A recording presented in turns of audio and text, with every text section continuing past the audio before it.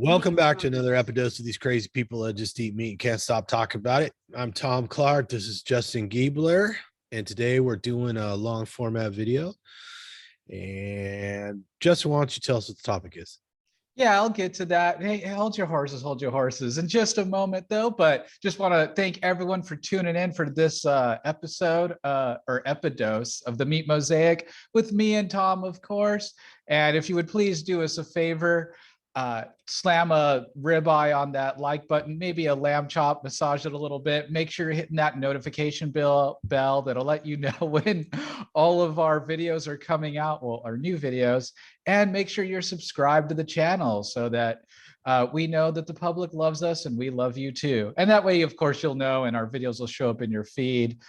Because Susan is, you know what, around here on YouTube. Haha, just kidding, Susan. That's CEO Tom, in case you didn't know who I was talking about. And of course, leave your comment down below. Do you like the jacket? Is the jacket too much? The jacket not enough? The jacket's coming though, and it's coming strong. Yeah, I mean, heck, jump in on those comments right now while you're watching the video, spread a little dry rub around, season things up, get the conversation rolling. And back to Justin, what's the topic today? What are they going to comment on?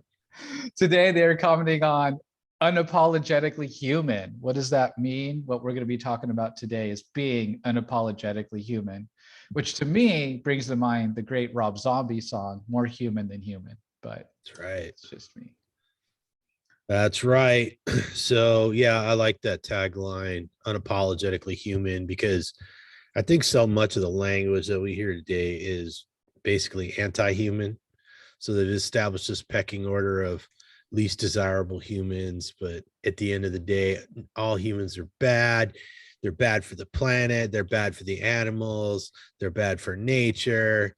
They're bad. And that's why you should eat bananas and cereal or something like that. So bugs, you have to eat the bug. Maybe bugs, right? Maybe bugs are the answer, or fake meat cultured in a bioactivated reactor. Yeah. Or poop meat. Or poop meat. Yeah. Or some facsimile made from yellow peas and beet juice, sawdust. I can't believe they put sawdust in that stuff. What are you talking about? Fake meat. Oh, there's sawdust in the fake meat? Yeah, I put stuff like sawdust in there and they just call it fiber. Ah, right, of course. I mean, they do that kind of stuff with breakfast cereals too, high fiber cereals. It's the same fiber that makes up the cardboard box. All right, but it's good for you. You need lots of fiber irritating your bowels. You'll never be healthy. Growing up when I was a kid, my favorite part of cereal was eating the box. So maybe there's something there. Maybe that'll also explain a lot with me. Yeah. Well, you're just old enough that they were still using lead-based paint on the boxes, I'm sure. So maybe not. I might have made that up. But anyways, yeah, I mean, the thing about being unapologetically human is that, we evolved to eat meat, or we evolved the way we did because we were eating meat. And then everybody wants to run around and make you feel guilty for being a human being, right? As though all human beings are bad and everybody would be better off somehow without any human beings, right? Well, yeah, I mean, was it National Geographic or Science, Discovery, whatever? One of those, I remember what was like 2008 or something. They did like a series of the Earth without humans or whatever. But it was like, oh, look how pretty the Earth is. All the greenery has grown over. All the animals are out and free and everything. So it's kind of, but it was interesting, but thinking back on it, kind of morbid and weird, to do a series like that. Yeah, I mean, it's really just it's just another one of those tricks to get people to self-loathe, right? Because you get people to hate themselves enough that they're much easier to manipulate, right? Ramp up that internal anxiety. Yeah, definitely. But yeah, Tom, to you, what does it mean to be unapologetically human, and how do you do that throughout your day? Maybe. Well, I like to remember that we are quite clearly apex predators. We are the predator of predators. While we probably mostly ate things like mammoths and three-toed sloths, giant giant herbivores. We also ate wolves and lions and tigers and all that stuff too. So that's because, evolution gave us a leg up by giving us a brain that was capable of new tasks, new levels of organization, new levels of tool making, new levels of communication, and new levels of strategizing. And that's who we are. I mean, I don't know why we should feel bad about it. I mean, clearly we need to manage the planet as best we can. Nobody wants to see species get eradicated. Nobody likes pollution, but all those are things that we're all working to fix every day anyways, right? We send freaking helicopters to move rhinos to better habitat, right? Got biologists out studying everything, watching chimpanzees eradicate colobus monkeys and all the other craziness that goes on. And somehow we're the bad guys. Somehow, because we don't have the same teeth as I don't know, gorilla, we're not supposed to eat meat. Right. And, a little bit of compassion here.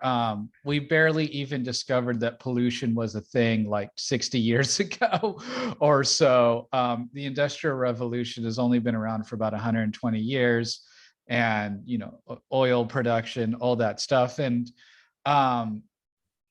it seems, though, that no one wants to live in a dirty city, right?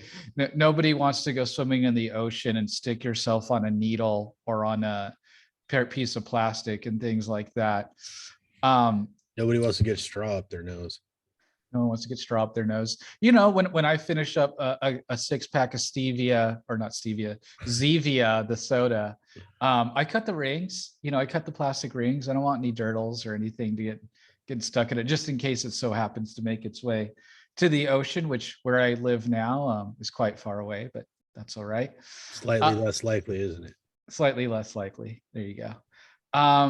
But I've always been pretty environmentally conscious. I pick up trash. Like if there's trash on the street, I'll pick it up and actually like throw it away somewhere. And some of the people that advocate, don't eat meat, a lot of their foods, the meatless burgers, require a lot of processing and packaging. Yeah, I get it. Everything's wrapped in plastic. So, and that's something that needs to be dealt with. And we need to be careful about that 100%. But I only, you can typically find a pack of steaks. I'll have 3 or 4 steaks in it. That's roughly 2-3 meals or something like that. And so that's one package. And when you're more plant-based, I mean, even if you're buying something like kale and raw veggies, it all has those, like those twisty ties over it. You're getting the plastic bag, or some of them are biodegradable bags if you're in one of those nice areas in a nice store, a biodegradable plastic-ish bag. And you're throwing that in The there. problem with the biodegradable and the solar degradable or photodegradable plastics is if they get mixed in with any of the other plastics that are being recycled, it ruins them. Is that true? Yep. Huh, I did not know that. So it's one of those things that sounds like a great idea, but actually doesn't work out in practice. Yeah, well, you got to do one or the other. You got to let it disintegrate on its own, or you recycle it. The two don't mix so well.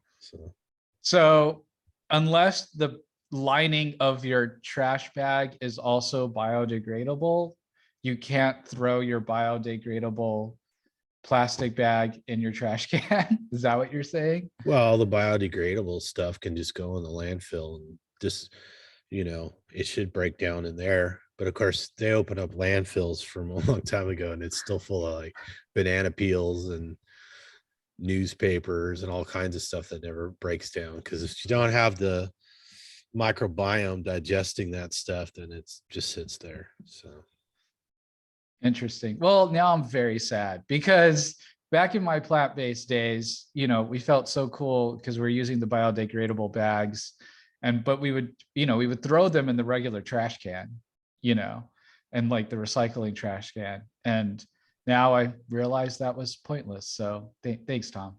Thanks a lot for bringing that to me. Appreciate it. You're welcome. I'm glad I could soil your past reputation for you. One of the funniest things, which I've talked about though, was that time I was outside an organic organic grocery store, hoity-toity grocery store, and there was a dude there, and he I like this took story. the shot of the wheatgrass. Wheatgrass juice. Yeah, of the wheatgrass juice. And the look of his face made him look like he had just drank in, I don't know, out of a gorilla's butt or something like that. And then he throws the little container thing on the ground, which I think is actually a biodegradable container. So that's fine. Then he takes a swig of like a plastic bottle of sweet tea and but then finish that bottle and then throws that bottle on the ground as well. And he just like left it there and left. Like he straight just like littered. And it was like, what?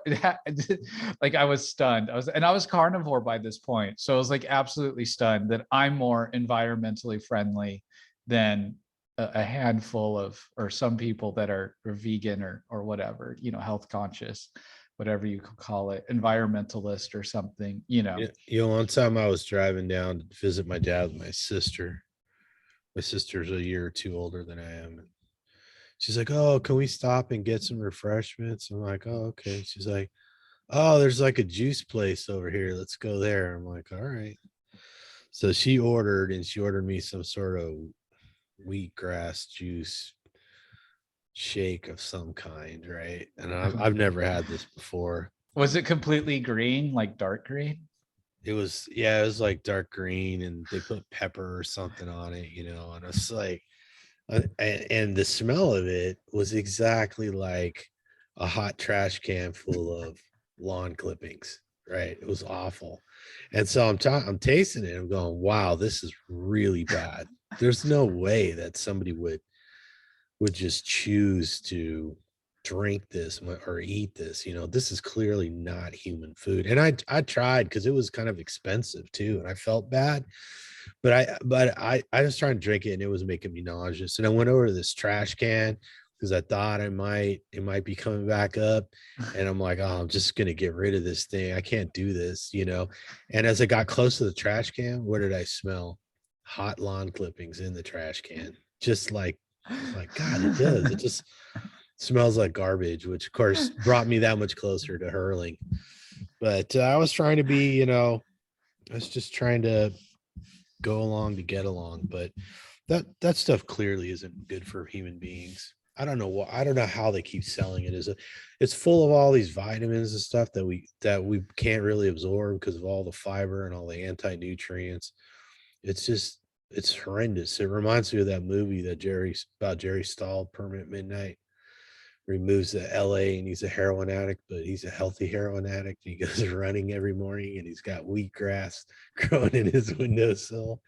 It's like, yeah. So you could, they sell us on these ideas that these things are healthy for us, no matter how crappy the rest of our lifestyle is.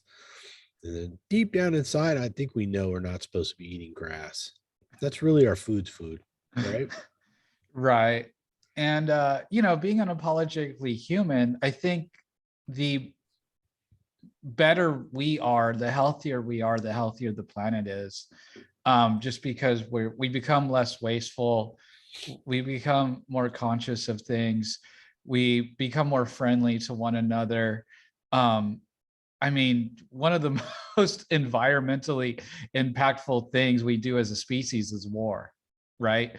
I imagine the dropping of bombs has got to be not good for the environment. Just a hunch, bullet casings. I mean, copper, things like I that. haven't Probably seen not. any. I haven't seen any studies on it, but I'm willing to go with you on that road. And me and Tom, I think, feel that a carnivore world is a peaceful world. In that we're just less likely to go off the handle, right? We can handle a bit more stress and things like that when our blood sugars aren't going dipping. And it'd be interesting before any war broke out to see like their blood sugar over the last week or anything like that. Might be a fun little experiment. Maybe Bonaparte just had out of whack blood sugar, and so that's why he wanted to go conquer.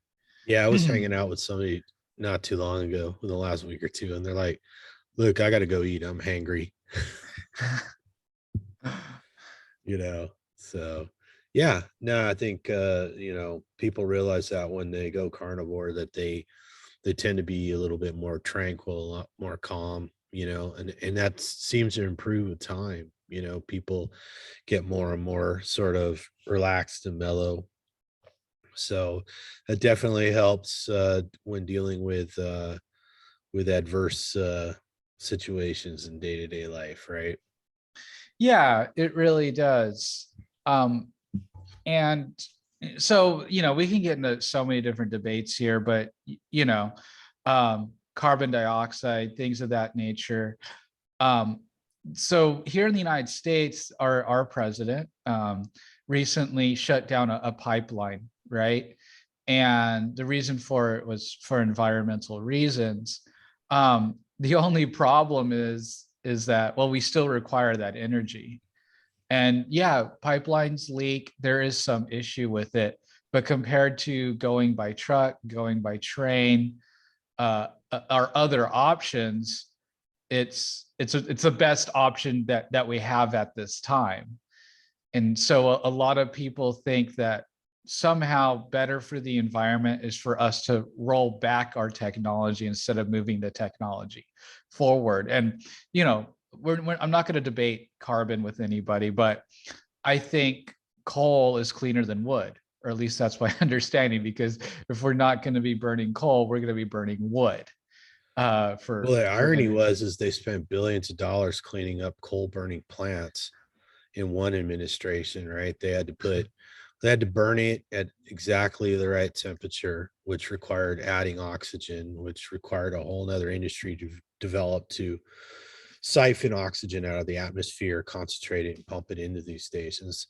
And then they put scrubbers on the stacks to clean the particulates as it came out. So billions of dollars goes into this. They clean up the coal industry.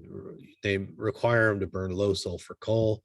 And then the next administration comes along and just shuts down the coal industry, says, oh, it's dirty, and they talk about stuff that was how it was 20, 30 years ago rather than how it was now. And then now we got another administration. It's like, nope, we're not going to let anybody lease any more oil and gas claims. And so then everybody's like, well, why is gas so expensive all of a sudden? Why is it $5 a gallon now?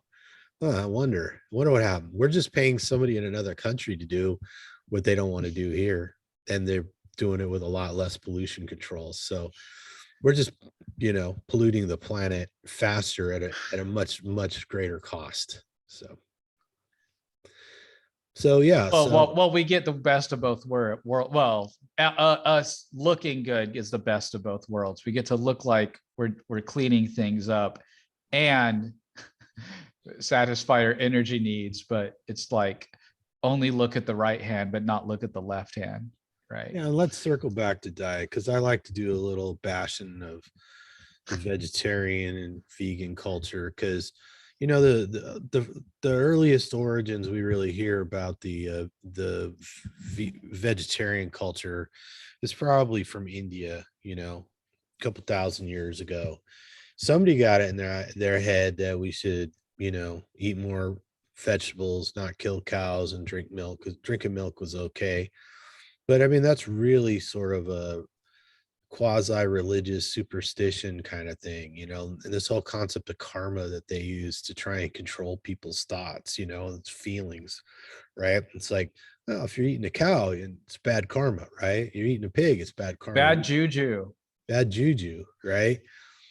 And if you believe that, you believe that, but most people actually don't believe in karma. Most people actually aren't Seventh-day Adventists, which are the other culprits in this. The Seventh-day Adventists believe that this Ellen G. White gets hit in the face with a rock by another girl, goes into a coma, comes out a prophet of God, and decides that we should be vegans. Did you just assume that rock's gender? Uh, I did not. I'm not really sure that gender is a rock thing. But I know a geologist, so I'm gonna call him up and ask him if there's any sort of gender in the geologic world. It's a very interesting question. Perhaps we could get a university to fund an entire school on geologic gender. That's probably the next frontier. Here we go. We'll do it. Groundbreaking. You heard it here first, folks. So yeah, between you know, Eastern philosophy from India deciding that for whatever reason they weren't going to eat the cows anymore, which they used to eat, and Gandhi coming along and promoting that idea again, and then the Seventh-day Adventist, which is sort of a Christian cult offshoot, they keep putting all these ideas in our heads that we're not supposed to eat meat, that we're supposed to eat plants. And meanwhile, we've only really been cultivating plants for about 8,000 years. That's about when it started, and everybody wasn't really doing it yet, right? That stuff had to spread around. And if anything, you know, back to the war subject, this is one of the reasons why Rome was always trying to conquer other lands. It's because they're like, they kept needing more and more ground to grow crops in, because they're just ruining the topsoil by growing crops, which is what we do now. We just pump a bunch of chemicals, you know, like liquid nitrogen. We use liquid nitrogen extracted from the atmosphere with a Haber process. I think it's the same guy who developed the poison gas for Germany. Decided, oh, we don't need topsoil. We'll just suck nitrogen out of the air and just pump it into the soil, right? So we can just keep row cropping on, right? Perfectly great plan. Great plan. Back to religion, you know, there's no such thing as a new idea, right? And so there's a lot of, I was in the new age stuff for a while, and the leaders and stuff were oftentimes vegans or proclaimed vegans. And it was about your vibration. It wasn't so much karma, but your vibration, your energy, your, I don't know, your chi. And it was, if you ate animals, because that animal is traumatized, even if it's killed humanely, death is a trauma. And so you're absorbing that spiritual trauma into yourself when you eat the animal, you know? And so I knew people that weren't ethical vegan, they weren't environmental vegan, they were spiritual vegan. Is that their Spiritual reason? vegans, baby. Spiritual vegan, yeah. So that they didn't want to bring down their consciousness, you know, the fifth, sixth level consciousness by eating the animals. And that makes so much more sense than realizing that we just been eating animals for millions of years, and that's just what we do. And animals are supposed to be walking around on the land, right? The cattle, the pigs, the elk, the deer, the caribou, the jaguars, jaguars, the finches, the turkeys, the bears. Well, and you know, of course, they would be absolutely in complete harmony if humans didn't eat them, right? Right. And I heard a guy who's trying to say, well, you know, I mean, forest is a natural state of the planet.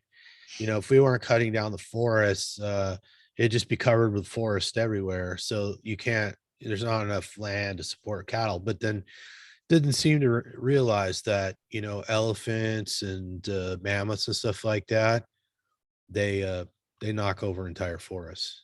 Elephants hate trees. They're like grassland. And that's Mother Nature keeping the forest under control. And if you don't believe me, just look it up. Full-grown elephants, they'll knock over 1,000, maybe 2,000 trees a year just because they hate them, right? They want grassland. That's where they live. That's where we ate them. That's why we followed around. And that's why there was forests that came and went. But when you have giant, you know, elephant like pachyderms and mastodons and stuff like that, they hate trees. So they tore them out. They proliferate in the grasslands, and then we ate them. And that's how things work. So I say bring back the mammoths, screw the trees. What do you say? Yes, I am pro mammoth for sure. The delicious, delicious mammoth. One day, we'll see one day. One day. But yeah, to be unapologetically human, I think is we have a place in this world, and you know, it's not always that struggle of being the world's watcher, keeper, what have you, and also keeping ourselves healthy as well. And a lot of vegetarian, vegans, vegan spiritualists, what have you, they try to say that all living life is equal, you know.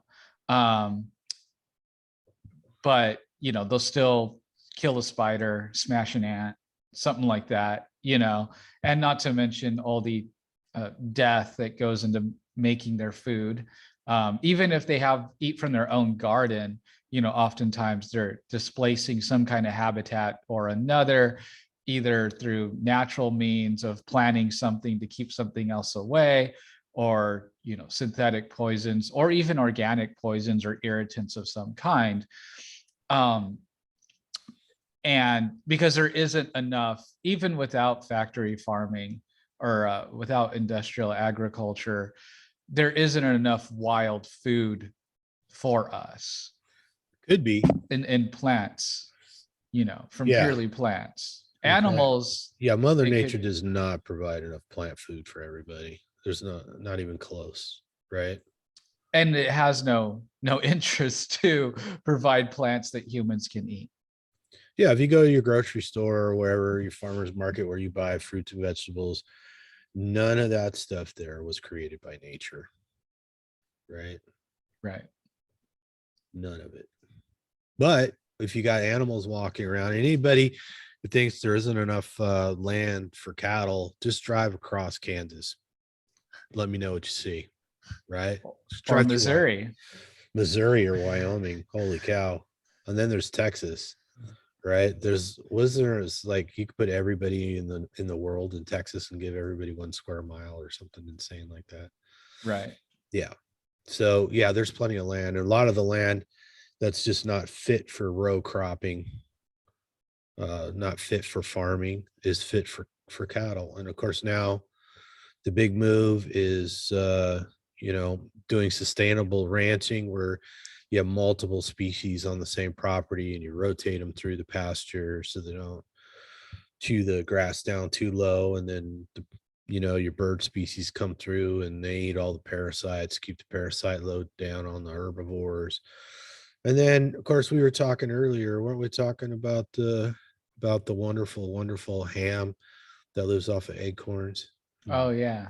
The Iberian. The Spanish, right? Yeah. I mean, and that's just the natural order of things, those animals are supposed to be on the land. They were on the land before and they should be back on the land. They keep the land healthy. They restore the topsoil. They prevent desertification in places with seasonal rain. They create a giant food web for all kinds of animals, including us. And that's how Mother Nature really intended things to be. And that's why I just wonder, it's like, how much propaganda does it take to convince people of karma and raising their vibration and this Garden of Eden diet that Ellen G. White came up with, which is all just a bunch of malarkey. I mean, if you want to believe that stuff, you go right ahead. As far as I'm concerned, you can. But I think people don't realize that's what they're being manipulated into thinking, that raising your vibration or your eating beef was going to impact your karma somehow, much less all the faux science involved around, the environment, Yeah, I was in a discussion with someone earlier this week, and he kind of ended it with, well, I'm operating from a higher plane. And it's like, well, that's nice and that's fine. But that doesn't, I mean, are does you it live on a not jumbo jet? Is it in the space station or something? I think it's just that disgust with being a human, having limits. I get it. Being a human, we're kind of gross. We smell if we go too long without a shower. We do some gross things. We've certainly had our hand in some tragedies and et cetera. I get it. But I don't think stunting ourselves is the answer, right? And there have been certain times in history where there would be a natural disaster and the people would believe the gods were angry, and so there'd be some kind of sacrifice or flogging, right? And I think of the vegan diets or vegetarian diets, what have you. It's just an internal kind of flogging, right? Just a way to deal with their internal anxiety and their internal guilt, and saying that what they're doing is noble, instead of just this acceptance of what it means to be human. And one of the things about being human or unapologetically human is that you're an obligate hybrid carnivore. And I just think there's no if ands or buts about it. It is what it is. And I mean, of course, I mean, I don't want to say I wish it was a different way, because I really enjoy, being eating this way.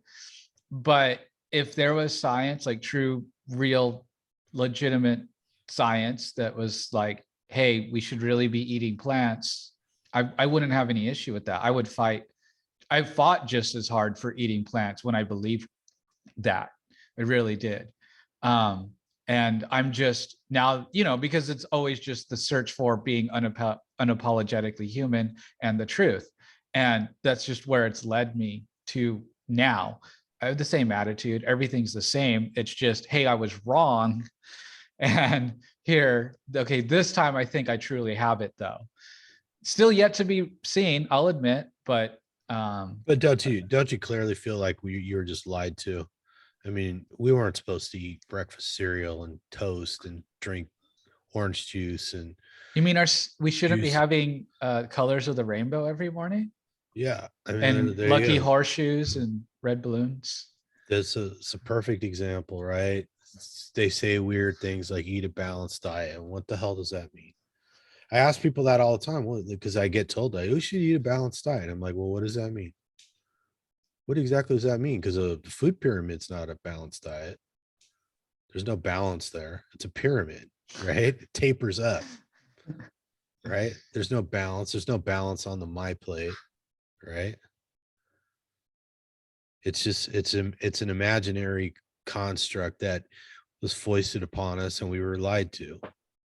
Well, the balance is in the dietitians and the government agencies' pocketbooks and bank accounts. That's the balance. Right. So somewhere between advertising and people getting paid off left and right, nobody bothered to tell us who we really were and how we really evolved. Right. Everybody starts with this concept that we were hunter gatherers, right? We weren't gathering jack shit until all the megafauna disappeared, right? We know this for a fact. We ate the highest known plant consumption in pre-humans was something like maybe 20%, and that's a rarity because there just wasn't plants to eat. There just wasn't a bunch of edible plants laying around, right? Everybody thinks you just go scratching around and find some freaking tubers, and then there's fruit trees with fruit just waiting for us, right? There's no animals competing. There's no bugs eating it first, they're just everywhere, right? There's just fruit trees everywhere, right? We just apples, pears, bananas, guava. Your favorite, right? You love guava, don't you? I hate guava. I hate guava and I hate papaya. I liked Yeah. kiwis. Kiwis were good. All right. I'll let you have that one. And, there's people that say, oh, but we're more evolved now. That was in the past. That was in our brutal past. We don't have to. And I'm sorry, no, our digestive system's essentially the same since then. We still don't have a nice big cecum. Our stomach acid is 1.5 or so. I think it's 1.5 to 2 roughly for a healthy Yeah. person. Yeah. It's very corrosive. I mean, just Right. very acidic people. If you don't understand if you've forgotten the pH scale, the low numbers are the highly acidic numbers. Right. We're just built to run on meat and fat. And just every population that embraces primarily plants, their health just declines. Even over a period of 5 years in a healthy person, when they only eat plants, their health declines roughly. And it's either an obvious decline or a not so obvious decline. And then they get hit with something horrible, 15 years down. I get it. There are people that exist that are 30-year vegan or so. I don't see them in weightlifting competitions. I don't see them running marathons, in their 50s and 60s. I don't hear about centenarians that have been vegan for 40 years. Children become very ill, even to where I think in Europe, they're discussing over passing laws to prevent children from being vegan as seeing it as some kind of child abuse, which in my mind it is. If you feed your child vegan, it is child abuse in my mind. And we know this, you know, you don't see vegans advocating plant-based for an infant. You know, it just doesn't happen. Yeah, why would anybody think drinking oat milk would be good for you? I mean, this is a ridiculous way to make money off people. And if you're a friend of the environment, why would you drink almond milk? It's disastrous for the environment, you know? And why call it milk? Just call it what it is, nut juice, Because it sounds right? gross, Tom. Well, I mean, it's not really milk, right? It's just nut squeezings mixed with water. Hey, when I was plant-based, I had my rice milk with my Rice Krispies. So there you go. Yep. There you go. So, anyways, don't be afraid to be unapologetically human. Don't be afraid to reject all these bad ideas. Don't let people make you feel guilty because you're not raising your vibration or some ridiculous thing. Don't buy into this sort of pseudo religion of karma. It's all just ways to manipulate you. It's just twisting your feelings around. Do you want to know who we are and why and what humans did? All that information is out there for you. Check out the work for the Max Planck Institute does on stable isotopes. Look and see what was in the trash pits of early humans, right? Look what we made our houses out of, We or made our huts. houses out of mammoth bones, right? Made our clothes out of mammoth hide. And we've traveled up and down the coastlines, eating sea mammals, lots of walrus and seals and sea lions. And in the maritime, archaic people were out deep water fishing long before anybody thought they were. They were pulling stuff up from 1,000 meters, you know, cod and swordfish and stuff like that. Long before anybody thought it was possible. Now we know, right? These people hopped along the coastline eating all kinds of marine animals. And that was mostly after the megafauna disappeared, right? Yeah, we finally found our balance. If there's anything about a balanced diet, we found a way to domesticate and raise fairly easy tempered animals, although the occasional angry cow does happen. Bull, maybe not cow, Yeah, but some they're still breeds big animals. You know, I think a lot of people. are. So, you know, I've had the chance to take care of some cattle, and you got to respect them because they are much bigger than you. And if Yes. you take a hoof to the groin, you're done, or to the stomach, and they will. They absolutely have the. You know, I think many people think cows are defenseless. They are not defenseless. They might be a little dumb, but they're not defenseless. If they truly hated They're big. being corralled, they could knock down any farmer easily. Oh yeah. I mean, I live near dairy cows and they're actually really friendly, but they're still so freaking big. They're intimidating. They come over, you walk up near the fence, they'll come over and all they just want to say hi, get a scratch behind the ear, hope you brought them a treat, you know, but you know, you're like, oh man, how is this fence going to hold all these giant creatures back, you know? And they're being friendly, you know, they're just walking up, hey, what's up, stranger? Do you come to visit us? You know, and they're still intimidating. I mean, they're not threatening, they're just so big. You're like, man, if they decide to come through that fence, I'm going to get squished. There's nothing I can do about it. Or you see the people in Yellowstone trying to pet the buffalo, and then you realize how buffalo just flips people around like rag dolls all day, and you're like, you know, because those buffalo, those big bison, they just wander around, do whatever they want to do. Like they seem pretty sedate, but as soon as you piss one of them off, they'll flip you like a rag doll. I mean, it's nothing for one of those guys to just pick and you just run into a person and flip them up in the air like they're nothing. You And know, what's the average weight? 1,000 pounds, right, of a bison? would imagine a full size buffalo is a good 1,000 pounds easy. Yeah, and so if look, these animals do have the capability to defend themselves. If they weren't happy And there's actually a lot of science that goes into actually keeping the cows happy and the chickens happy and everything, because unhealthy animals leads to unhealthy meat, which leads to poor product, which leads to loss in profits, even if you believe Yeah. it's purely profit driven. And there are But some factory farms out there that are less than desirable, but at the same time, let's face it, the vegans spent decades trying to collect all the worst footage possible, even paying people to torture animals so they could put it in a movie and then use that to manipulate you. right. And so, anyone that's really concerned about it, there are local farms almost everywhere you live, and call them up. Maybe not go walking or stomping around their property, because sadly, I think the vegans in a way actually ruin the relationship between consumer and farmer, sneaking over to their farms and things like that.